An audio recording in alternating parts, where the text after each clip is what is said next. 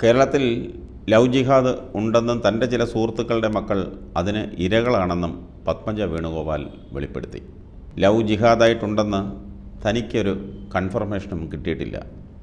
എന്നാൽ നടക്കുന്നുണ്ടെന്നാണ് പലരും പറയുന്നത്. പല അച്ഛനമ്മമാരും എൻ്റെ അടുത്ത് വന്നിട്ട് പറയുന്നത് ലവ് ജിഹാദ് ഉണ്ടെന്നാണ്. ഞങ്ങളുടെ മകളെ ബ്രെയിൻ വാഷ് ചെയ്തു എന്നുള്ള സങ്കടങ്ങൾ പറയാറുണ്ട്. ലവ് ജിഹാദ് എന്നത് ശരിയാണോ തെറ്റാണോ എന്നതിനെക്കുറിച്ച് ഒരു അന്വേഷണം നടത്തേണ്ടതുണ്ട്. ഇന്നത്തെ തലമുറ പലതും പഠിക്കണം. ഉണ്ടോ ഇല്ലയോ എന്നുള്ളതല്ല, ഇങ്ങനെ ഉണ്ടെന്ന വാർത്ത പരക്കുമ്പോൾ അതിനെക്കുറിച്ച് മെസ്സേജ് കുട്ടികൾക്ക് കൊടുക്കുന്നത് നല്ലതാണ്. അപ്പോൾ ഏതാണ് ശരി ഏതാണ് തെറ്റെന്ന് അവർക്ക് മനസ്സിലാകുമല്ലോ.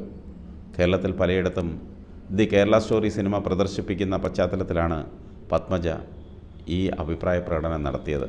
മുൻ മുഖ്യമന്ത്രിമാരുടെ മക്കൾ ഇനിയും BJPയിലേക്ക് വരുമെന്നതിൽ തനിക്ക് ഉറപ്പുണ്ടെന്നും തലേ ദിവസം വരെ കോൺഗ്രസിന് വേണ്ടി പ്രവർത്തിച്ച താൻ ഒരു ദിവസം രാത്രിയിലാണ് BJPയിൽ പോകാൻ തീരുമാനമെടുത്തതെന്നുമാണ് പത്മജ പറയുന്നത്. ഒരു രാത്രി മതി കാര്യങ്ങൾ മാറിമറിയാൻ.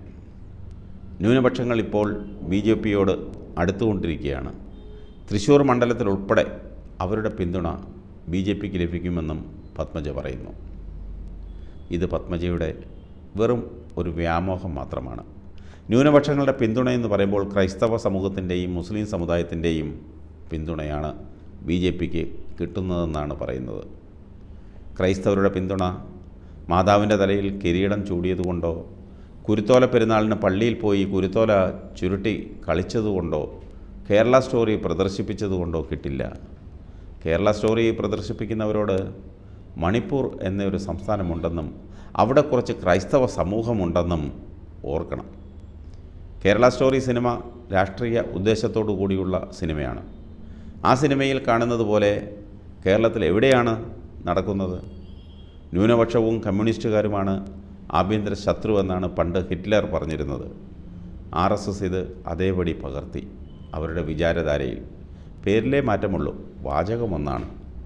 അവിടെ ജൂതരാണെങ്കിൽ ഇവിടെ ന്യൂനപക്ഷങ്ങളിൽ പ്രബലർ മുസ്ലിമും ക്രിസ്ത്യാനിയുമാണ്.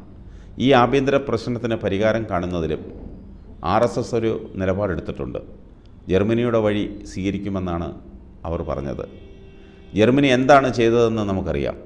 എത്ര വലിയ കൂട്ടക്കൊലയാണ് നടന്നത്. ഓരോ ഘട്ടത്തിലും ഓരോ ജനവിഭാഗങ്ങൾക്ക് നേരെയാണ് അവർ തിരിയുക.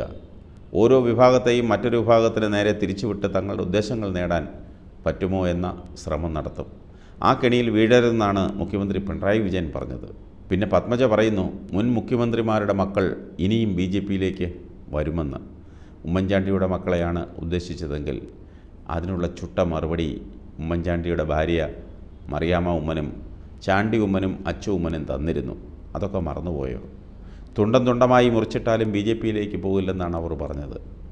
പിന്നെ ആകെയുള്ളത് ആൻ്റണിയുടെ അവശേഷിക്കുന്ന മകനാണ്. അത് ചിലപ്പോൾ നടന്നേക്കും. അതുമാത്രമല്ല, ആൻ്റണിയും കുടുംബവും മൊത്തമായും ചില്ലറയായും വന്നേക്കും. പിന്നെയുള്ളത് K മുരളീധരനാണ്. സ്വന്തം സഹോദരനല്ലേ? ആ സഹോദരൻ പെങ്ങൾക്ക് മറുപടി തന്നിട്ടുണ്ടല്ലോ. അതുകൊണ്ട് അവരൊക്കെ വരുമെന്ന് സ്വപ്നം കണ്ടുകൊണ്ടിരുന്നു. സമയം പോയി കിട്ടും. വേറെ പണിയൊന്നുമില്ലല്ലോ. ചൊറിയും കുത്തി വീട്ടിലിരിക്കുമല്ലേ.